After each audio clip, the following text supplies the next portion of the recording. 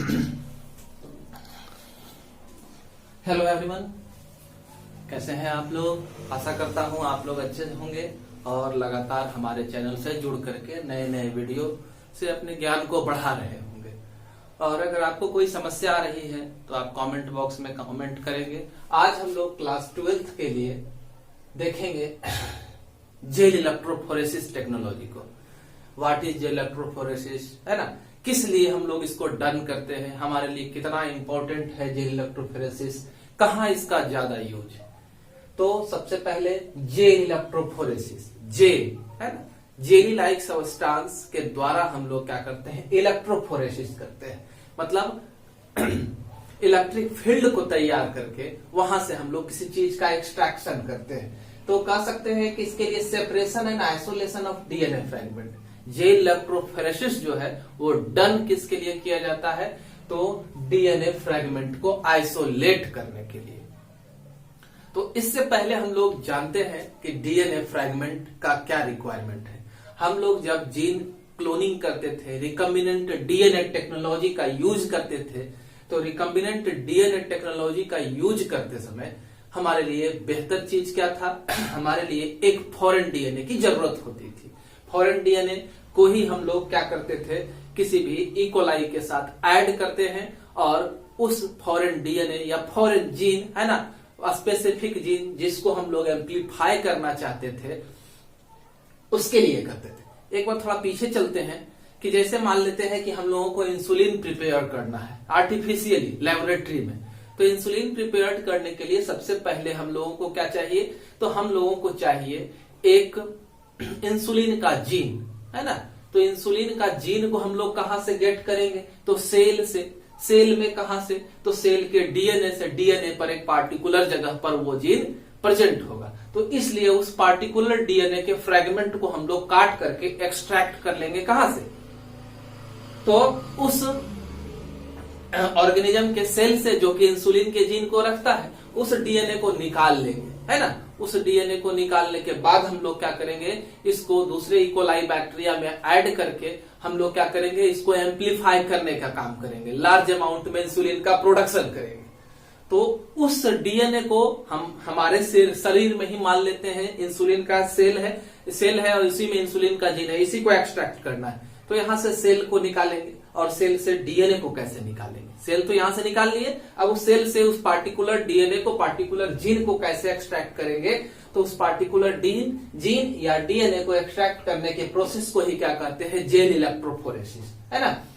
तो separation of DNA, RNA and protein fragment, है ना, according to their size and length is called gel electrophoresis. इसी process को क्या कहा जाता है, जेल इलेक्ट्रोफोरेसिस कहा जाता है। तो जेल इलेक्ट्रोफोरेसिस प्रोसेस को डन करने के लिए सबसे पहला जरूरी चीज क्या है, कि जो सेल को हम लोग एक्सट्रैक्ट किए थे, उस सेल में मौजूद डीएनए को हम लोग क्या करेंगे, स्मॉल फ्रेगमेंट में कट कर देंगे। हम लोग पढ़े कि रेस्ट्रिक्शन इंडोन्यूक्लियेज जो है मॉलिक्यूलर सीजर के नाम से जाना जाता है, और यह डीएनए को स्पेसिफिक पार्टिकुलर एक एप्रोप्रिएट साइज में कट करने का काम करता है। रेस्ट्रिक्शन इंडोन्यूक्लियेज स्पेसिफिक नेचर का होता है, खास तरह के डीएनए को खास सीक्वेंस पर काटने का काम करता है, ठीक है। तो ये जो जेल इलेक्ट्रोफोरेसिस टेक्नोलॉजी है, इसको डिस्क्राइब किया था सबसे पहले टीसेलस ने, है ना, 1937 में, ठीक है। तो जेल इलेक्ट्रोफोरेसिस में क्या कुछ हम करते हैं, इस पूरे प्रोसेस को आप देखते हैं। तो इसमें सारा काम जो है इलेक्ट्रिक फील्ड के में इन्फ्लुएंस का है।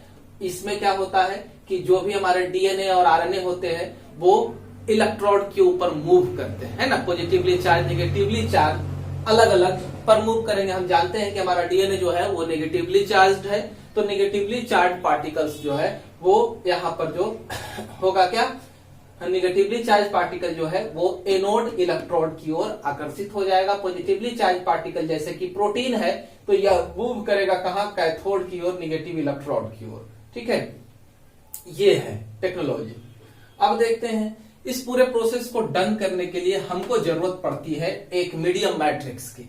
वो मीडियम मैट्रिक्स होता है एगारोज जेल। मीडियम मैट्रिक्स कौन सा होता है, एगारोज जेल। एगारोज जेल क्या है, समुद्री घास है, सीवीड्स है ना, पॉलीसेकेराइड के फॉर्म में ये रहता है, और इसकी खासियत है कि हॉट वाटर में ये डिजोल्व हो जाता है आसानी से, ठीक है। तो जब हम लोग एगारो जेल के ऊपर इसको डालते हैं, किसको, डीएनए को, फ्रेगमेंट को, तो वहां पर वो फिलामेंट की तरह अरेंज हो जाता है और इसको हम लोग निकाल सकते हैं। तो अगर एगारो जेल के ऊपर डीएनए फिलामेंट की तरह अरेंज हो गया, मान लेते हैं कि इस तरह से अरेंज हो जाए, है ना, इस तरह से डीएनए जो है वो फिलामेंट के तौर पर अरेंज हो जाए, ठीक रहता है, चेन ठीक रहेगा, स्पाइरली कॉइल बना सकते हैं आप इस तरह से, है ना। तो इस डीएनए फ्रैगमेंट को हम लोग यहां से एक्सट्रैक्ट कैसे करेंगे, देखेंगे कैसे कि यहां पर डीएनए फ्रैगमेंट है भी या नहीं। तो इसके लिए, पूरे के लिए हमको जरूरत पड़ता है क्या, कि हम लोग एगारो जेल में 1% इथिडियम ब्रोमाइड जेल को डाल देते हैं, है ना, और फिर अल्ट्रा वायलेट रेज का एक्सपोजर देते हैं। तब ये जो होता है इथिडियम ब्रोमाइड जो है वो स्टेनिंग का काम करता है, डीएनए को रंग देने का काम करता है। इथिडियम ब्रोमाइड 1% सॉल्यूशन डालना है एगारो जेल में, तो जब डाल देते हैं तो ये ब्राइट ऑरेंज कलर का बैंड बनाता है एगारो जेल के ऊपर, है ना। ये पूरा सिस्टम जिसमें अल्ट्रा वायलेट रेडिएशन को पहुंचाया जाता है ना, इथिडियम ब्रोमाइड का सॉल्यूशन डाला जाता है, पूरा इंस्ट्रूमेंट जो है जेल डॉक्यूमेंटेशन सिस्टम कहलाता है ना। इसके साथ प्रिंटर भी जुड़ा रहता है, ये हमारे डीएनए का इमेज भी प्रिंट करके निकालता है, ठीक है। सेपरेशन अब क्या करेंगे, एगारो जेल से हम लोग एगारो जेल को, डीएनए वाले टुकड़े को हम लोग क्या करेंगे, कट कर लेंगे, डीएनए को कट करके निकाल लेंगे। एगारो जेल को नाइट्रोसेलुलोज के पन्नी के ऊपर रख करके इसे हॉट वाटर के ऊपर ले जाएंगे तो एगारोज गल जाएगा, बह जाएगा, मेल्ट कर जाएगा और हमारा डीएनए का रेड कलर, ऑरेंज कलर का बैंड हमें मिल जाएगा। इस तरह से हम लोग डीएनए को क्या करते हैं, एक्सट्रैक्ट करते हैं। फिर से क्लियर हो गया, फिर से एक बार देखते हैं। जेल इलेक्ट्रोफोरेसिस टेक्नोलॉजी के लिए हम लोग क्या करते हैं, तो इसके लिए एगारो जेल की जरूरत पड़ती है। एगारो जेल को हम लोग क्या करते हैं, में 1% इथिडियम ब्रोमाइड डाल देते हैं और उसे अल्ट्रा वायलेट रेज का एक्सपोजर देते हैं। पूरे सिस्टम को जेल डॉक्यूमेंटेशन सिस्टम कहते हैं और तब जो है वो ऑरेंज बैंड के रूप में हमारा डीएनए हमें गेट हो जाता है और फिर हम लोग क्या करते हैं, उसे काट करके निकाल लेते हैं। तो इससे ही क्या कहते हैं, जेल इलेक्ट्रोफोरेसिस कहते हैं। ये जो हम लोग काट करके, डीएनए को काट करके जेल से निकाल रहे हैं पीस में, इस प्रोसेस को, और एगारो जेल को डिजोल्व करवा रहे हैं, इस पूरे प्रोसेस को इल्यूशन कहा जाता है, removal of adsorbent, removal of adsorbent, है ना। जो भी इसमें डिजोल्व था उसको हटा, जो भी एगारो जेल था उसको हटाने के प्रोसेस को इल्यूशन कहा जाता है और डीएनए को गेट करने का प्रोसेस।